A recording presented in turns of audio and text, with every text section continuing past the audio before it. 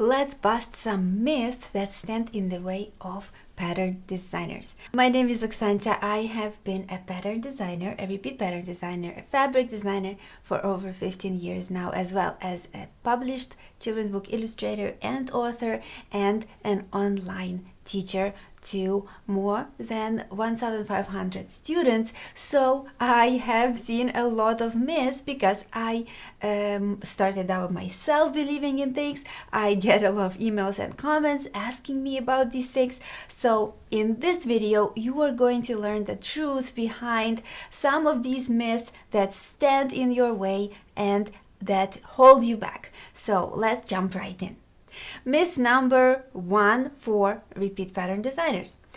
I often get this comment: I can just draw, or I really only want to draw or paint or design, and my business will be successful. Well, this is a myth, because while we all start out just loving to draw or to design or to paint or to make craft things, we have a problem with actually selling as creatives if we only stick to I just want to draw and we don't learn any business skills, or basically how to actually find clients and get them to purchase our artwork. There are so many different ways to sell online and in person. There are so many ways to provide different services for us as artists, as designers, and for repeat pattern designers, oftentimes we make the mistake of only wanting to just create instead of taking some time, just a short while, maybe a half a year or so. In the grand scheme of your career, it's nothing, but you will be so much better off, I promise you. Why I'm passionate about this myth and busting it is because I believed in that when I was starting out. I just felt so liberated by the idea of only wanted to draw or paint or create my illustrations or fabric designs that I held myself back because I had this myth in front of me. So I don't want you to do the same mistake. It took me years and years and years to finally give in, learn marketing as an artist, learn how to actually effectively sell my designs. And once I figured out how to sell them, I wanted to produce more of them with a higher and higher quality. So I set up business systems for myself, which was absolutely life-changing and which now I teach to you so you don't make the same mistakes. So my action step here for you to bust this myth: stop believing that you can just draw, and just know that business skills are absolutely needed for you as an artist. Of course, you can have an agent. I never had an agent, so I cannot speak about that. So it's one way to kind of find somebody who will provide those business skills to some degree. However, I personally believe that you are if you want to make income from your art or designs or creative work, you need to actually educate yourself on how to actually get clients for your work. Does it sound pretty reasonable? I think it does. So get to it. Myth number 2 for repeat pattern designers. I often also hear, I just want to design 10, 20, 30, 50 pieces of art, or let's say illustrations, or maybe repeat pattern designs, and they should sell right away, and they will make me rich, or they will at least provide some very steady income. This is a myth, okay? You cannot just design one piece of art and just be done with your business forever. This is not how it works, okay? So the idea is to actually create those first 10, then 20, then 30, and create consistently. Why this works better than just expecting your first 10 to take off? First, you do not know what sells yet, or even if somebody tells you what sells and you create that, your artwork will not necessarily be up to standards yet. You do not know all the technical specifications, you do not know the color, you do not know the composition and some nuances that professional textile designers know. And this is again stands in your way, because when you create those 10, with this myth in mind, those 10 pieces of art, you all of a sudden are so upset when they don't hit right away. And okay, let's even imagine that one of them actually takes off. You put it out there and a big company hires you to produce more designs, or they just license one of those 10 or all 10, and that year you actually get some money or a reasonable amount for yourself. You are so happy. But next year that company wants another artist. So what do you do next? You don't know what to do next, right? So you need better systems in place as a designer to be actually successful in creating income with your art. What do you do here? You work consistently. You see what sells and you create more of that, and or you see what attracts new clients for your design services and you create more of that and put it out there for new clients to come in. You cannot be counting on one client or any one design to be selling your artwork. However, will some of those designs will actually produce a lot of income in comparison to others? Definitely. There will be those designs that we call top designs, and they definitely can just shoot off in the algorithm, in the search engines like Google or Shutterstock or Spoonflower for repeat pattern designers specifically. And all of a sudden, those are the most popular. But could you have known they will be the most popular when you created them? No. You created a bunch of patterns, hundreds or even thousands of them. To get to a successful business in repeat pattern design and illustration, I had to create over 10,000 designs, but to be honest, that was over 12 years that I got to that number and beyond. Okay, so do not think of that number yet, just think of creating consistently when you're starting out, and you will bust this myth. Myth number 3 for repeat pattern designers. Many repeat pattern designers, as all artists in general, tend to sometimes think in a way that I have to focus on making my art the best, and when it's looking amazing, I got some great feedback on it, I will upload it, and I do not have to worry about those little fields like title, description, tags, keywords. That just doesn't matter. Maybe I'll add a short title, maybe something even whimsical, like the fresh spring in purple colors, or like random stuff like that. I'm just making stuff up right now. But I know this happens because we want poetic names and we don't want to fill out description and we don't want to fill out the keywords. The problem is, while there are search engines that work on view, on image, most of our clients will search by description, by title, by tags, and they will not search exactly what you type in, but search engines are smart and get smarter each year, and they will match what your future client will search for or is searching for. Okay, creative people often don't understand that the title, the description, the keywords that are collectively called the metadata of your artwork, maybe even the way how you made it. Is it a vector illustration created in Adobe Illustrator CC, or is it a raster painting drawn in painted in digitally in Photoshop or something like that? All of those things are important because it might not seem like that to you, because you think you are done when you made this painting or this repeat pattern most beautiful. But it's not, again, how it works, which is a myth to only focus on the artistic side and forget to type in the metadata, the title, the keyword, the description for your artwork to get it actually found.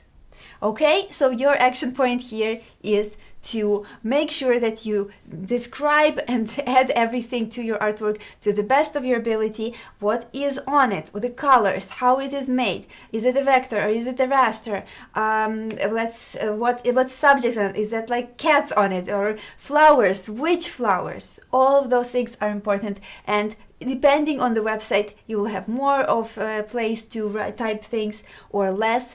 Those are super important, so get to it. Myth number 4 for repeat pattern designers. Many times people come to repeat pattern design and they just draw one beautiful flower and then they put it almost like geometrically or scattered or in stripes or in any kind of geometric pattern on a repeat pattern composition. It repeats correctly and it's just the same flower over and over again. So what do? They just think this is a done repeat pattern design because they really enjoy this flower. The flower is good. The pattern actually repeats correctly. There are no breaks in the lines. There are no shifts in objects. All of a sudden, everything's fine. They think it's done. The problem with this is the pattern is too monotone and not interesting enough. So oftentimes, even if it gets accepted for sale on the website, such let's say Shutterstock or other websites like that, you end up with no sales or very little sales because this pattern is not interesting enough. It doesn't have enough variation. It doesn't have enough interest for the person who will buy it. Will it potentially sell at least a little bit? It will. Can it become even popular? Maybe 1 in 100 or few or 1,000. However, I encourage you, because I see that very often, I encourage you to vary your flowers. Draw the same flower in a bud, in a medium open flower, and a totally absolutely open flower, let's say a rose, and combine those 3 at least. Maybe even draw a few more supportive leaves, also at least 3 in different, a little bit of different positions and shapes, and then play with color to add variation to it. Okay, that will actually give you a better, a more varied repeat pattern, and not just a monotone, same flower, same color, same size in the same position. Will not create a good pattern. So if you are creating patterns like this and you're wondering that they're not selling, work on the adding interest to your composition, to your elements, and you will be much better off.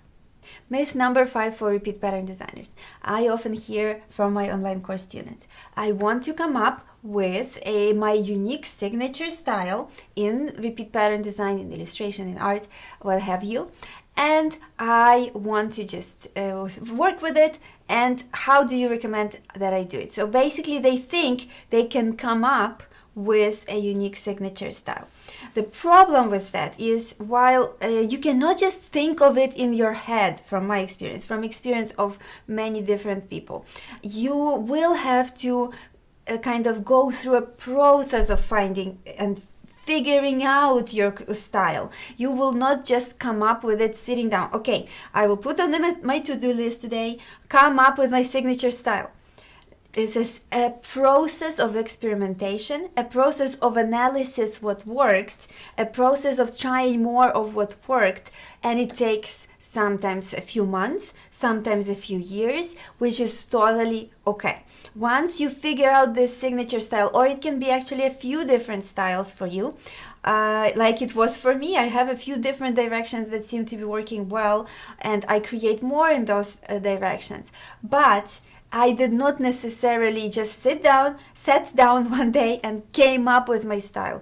Even if you come up with something, it will not be the end of it, right? You just sit down, you try this style, you enjoy working on it, you post it online for sale, people buy it or not buy it, and also it depends how many in that style you created. Just one file in that style can just fall through the cracks of the algorithms, and maybe the style is highly sellable, but that particular file was not uploaded in the correct time or with correct metadata, as we talked about in the previous part of this video, with the title, the description, and the keywords, and you will not know that this style worked or not. So I encourage you to look at it as a process. At first, finding your style is a process, to ensure that you give it some time, to actually look what has been selling in your previous batches that you uploaded for sale, and what got you maybe new clients if you posted this particular artwork in this style to Instagram, to online